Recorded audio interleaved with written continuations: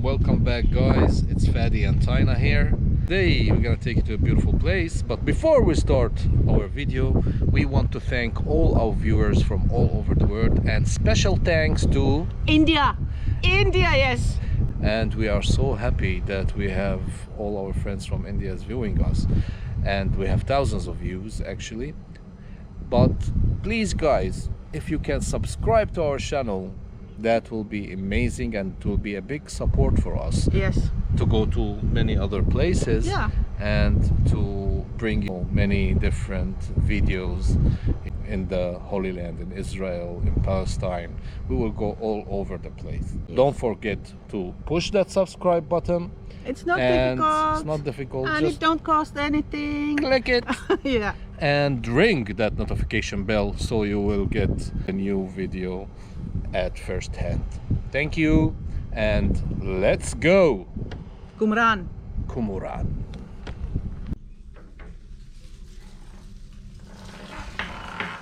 Qumran is very well known, probably maybe you heard about it. This is the place where the Dead Sea Scrolls were found, and this is one of the settlements of the Essenes, which actually believed to be the ones who written the scrolls. So you can see the mountains of Qumran, and you can even see the caves where the scrolls were found. Who were these people who lived here? The Essenes was a sect of Jews that refused everything that's going on in Jerusalem.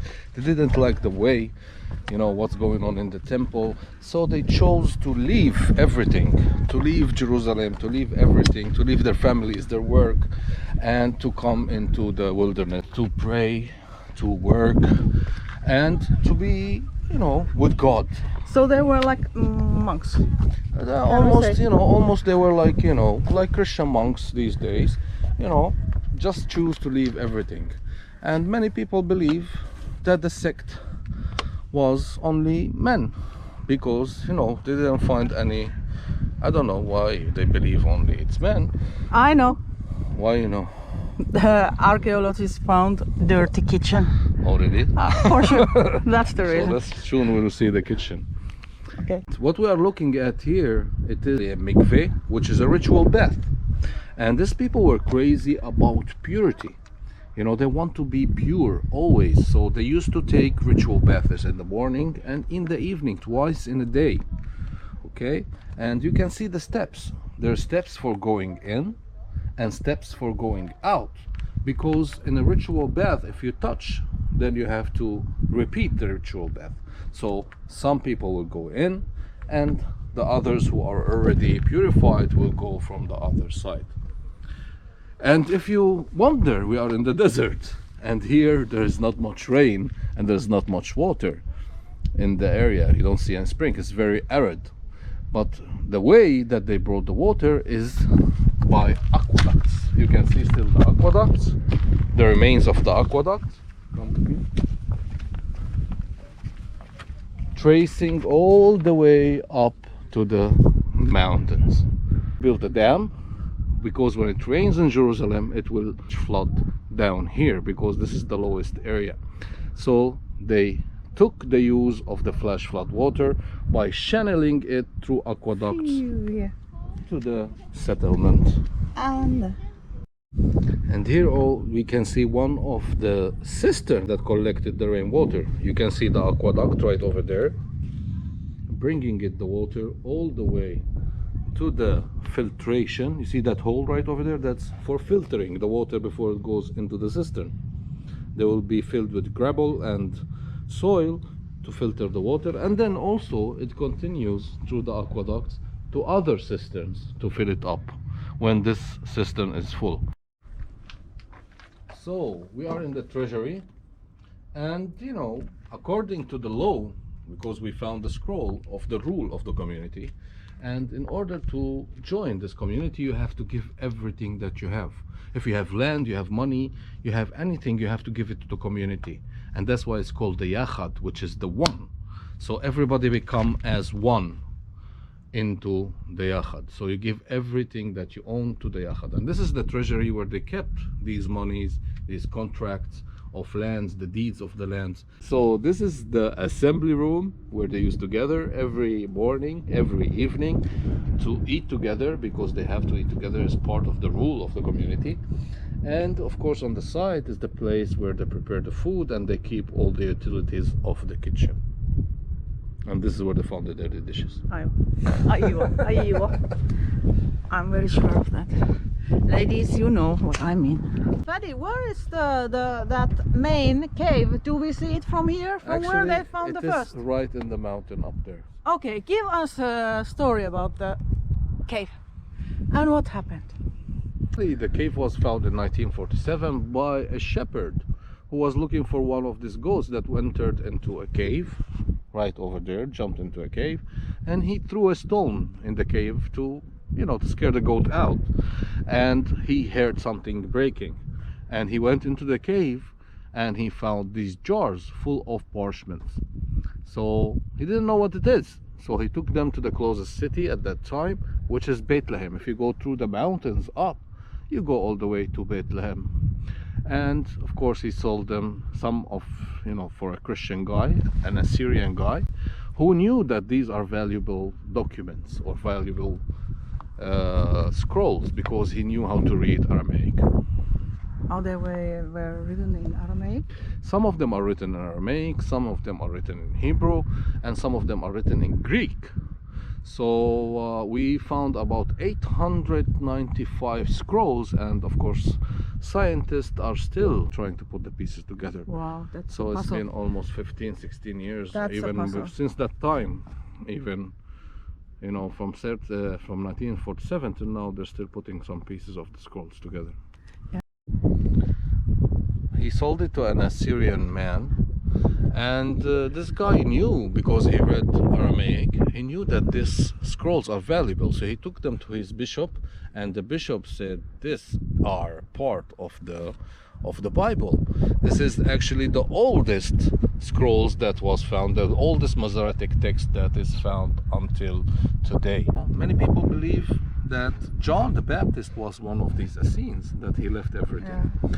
And that's why this place is visited a lot, because if you think about it, the Jordan River is very nearby, and probably when John came to the wilderness, maybe he joined the sect for a while, and then after that he started his own ministry. Okay, we took the bath and we ate, and what we also need to do in life? Now they need to work. Ah, they need to work, okay. So here we're looking at these rough stones right over here. This is actually the working area where they brought the clusters of dates, because the main thing that grows in this area, it is palm trees, and what we have here is only date palms, and the best dates come from Israel until today. So this is the area where they took the dates and they grind it to take the pits out, and then put them into clusters, because date can preserve itself for even 100 years, because it has a lot of sugar and minerals, and sugar is a preservative. So they put them in bundles and they wrap them with cloth, and of course they use them year after year. So Freddy, are you telling me that the scrolls that they found, they are exactly same, from word to word, same as we have Bible today?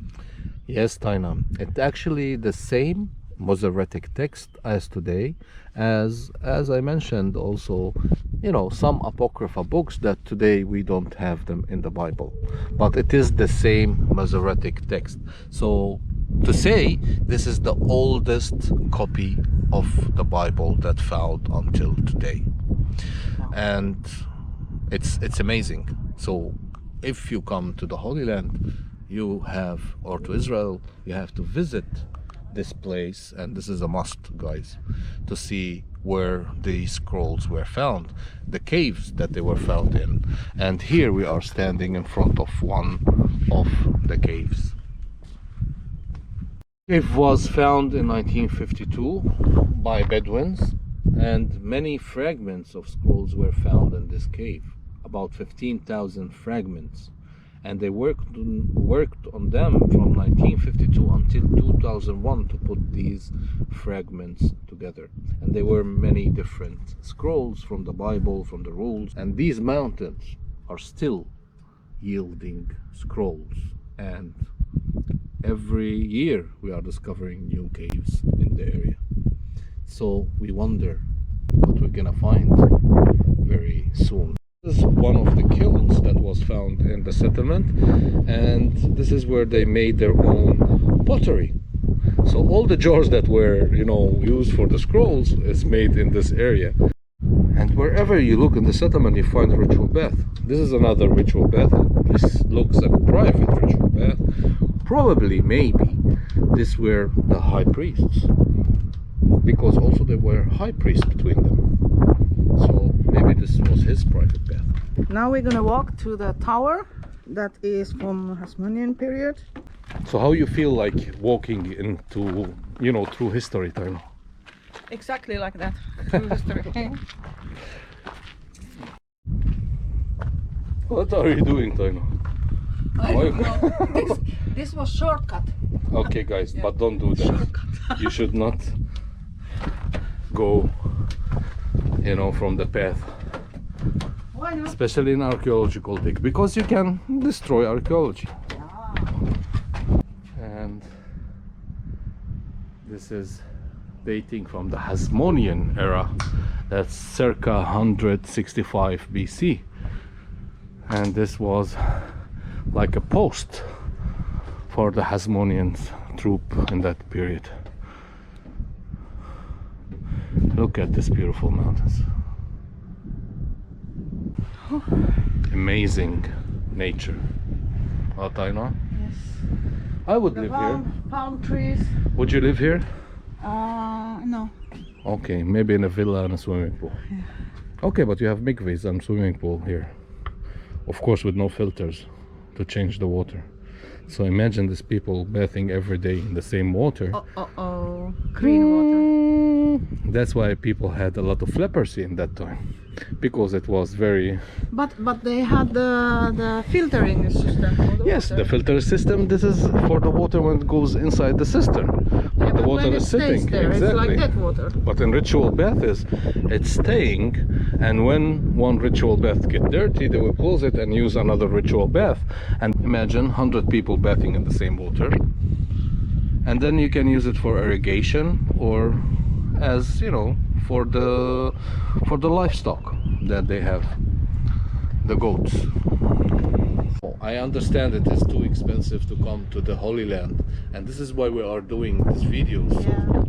People who cannot afford to come to the Holy Land, at least to experience the Holy Land through these, short videos that we are doing. Guys, thank you so much for watching this video. Hopefully we will see in next video very soon.